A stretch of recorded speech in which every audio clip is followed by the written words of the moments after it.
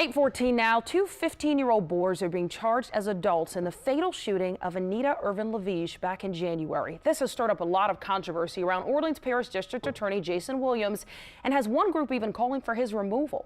Families and friends of Louisiana's incarcerated children released a statement saying that Williams broke a campaign promise because during the campaign he said that kids would not be tried as adults. Instead of incarceration, that group suggests counseling and other rehabilitation services for troubled teens. And District Attorney Jason Williams is joining us now with more on his decision. He's released a statement on that decision and spoken publicly about it. So we appreciate you coming on this morning to explain more. Thanks, Jason. Good to be with you, Sheba. Good morning. Good morning. And yeah, let's just start with the basics here. What was your logic behind this decision? Why did you choose to try these children as adults? You know, Sheba, this was not a tough decision for me, and it's not one that I took lightly. My son is 15 years old. I see these young men the same way I see my son.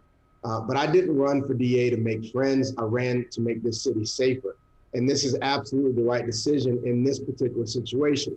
There are limitations in the juvenile justice system. And these individuals, and I just heard the comment, you know, this is not just about counseling. Counseling is not going to properly bring justice in this case. The limitations of the juvenile justice system would mean these individuals could serve as little as 3 or 5 years in jail for taking a woman's life, for shooting several high-powered rounds into her. And that's simply not justice. So I haven't done this with a heavy heart, but it is required because one of the campaign promises that is not being discussed is prioritizing violent crime in this city. And that's what we have to do. Yeah, I think, of course, the controversy is because during the campaign, you said so many times that you would not try children as adults. And I think some folks here are wondering why during the campaign then didn't you say, if a child, though, kills someone, then I will try them as adult? Well, here's the thing. There are other options. I've had a number of conversations with attorneys for these young men.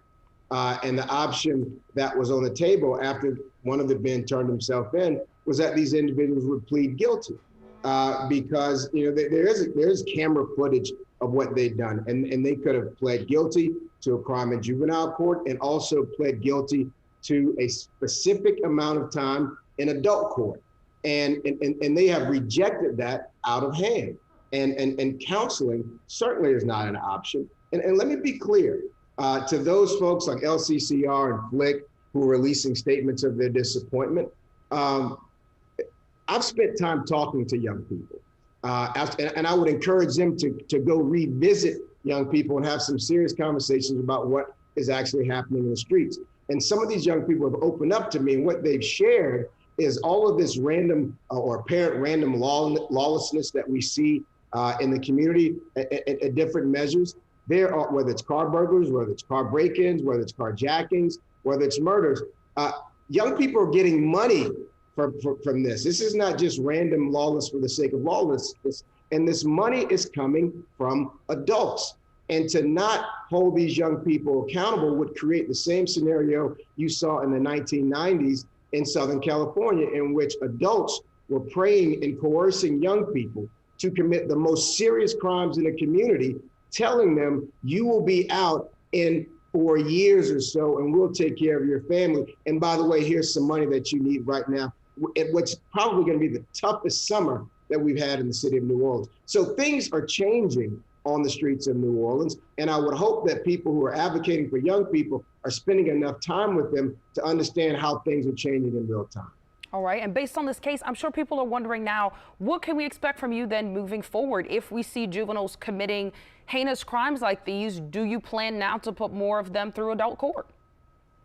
You can expect a couple of things, Sheba. You can expect me to be committed to prioritizing violent crime in the city. You can expect for me to constantly fight to keep young people housed in appropriate juvenile facilities. And I will put my record up against anyone's in terms of fighting for the rights of young people and delivering juvenile justice overall and criminal justice reform against Flick, against LCCR. But this is important. This is important for the example that is being set for other young people that are going to be going through a very difficult summer. And when an adult comes to them and says, look, you'll be out in a couple years and we'll pay you some money, right? They need to know that they are being duped by the adults that are pushing them down this life of crime. I'm going to continue to individually assess every single case that we have and take them on a case-by-case basis. But in a situation like this, where someone was delivering fruit to elderly parents and had high-powered ammunition fired at them, and then having these young people pretend to be remorseful about it when the police stopped them, but only to find out that they actually committed another armed robbery within moments of taking this woman's life, requires very stiff action in this particular case. All right, and when we talk about young people in crime, we're seeing, as you kind of mentioned, tons of car break-ins, carjackings. Does this change how you will handle juveniles who are convicted of those crimes? No, look, those cases still need to be handled in a juvenile setting. However, we will be linking car burglaries that are connected to other more serious offenses. And we're going to be connecting the adults that are paying for the fruits of these crimes. The adults that are behind it, we're going to be connecting the dots between them and these young people, and connecting dots between guns stolen in one part of town and used in crimes in other parts of town. All right, we only have about 30 seconds left, Jason, but I know we spoke a lot during the campaign about you being critical of former DA Leon Cannizzaro for trying kids as adults. Does this case change your perspective at all on your criticism of him? It doesn't. It doesn't. There was a default of the last administration to transfer every single young person that he could. I've made a commitment to keep all other cases other than homicides in juvenile court so that we can handle them in developmentally appropriate ways. I'm working with the juvenile court judges on a regular basis to do just that. But if you kill someone in Orleans Parish, 3 or 4 years is simply not enough time. I plan on hosting a youth summit with stakeholders and young people and the school board and everyone we could bring to bear to deal with front-end strategies so that we do not find ourselves in this situation over and over again. All right, this is a big controversy and everyone's talking about it. So again, Orleans Parish District Attorney Jason Williams, we do appreciate you for coming on and explaining your decision.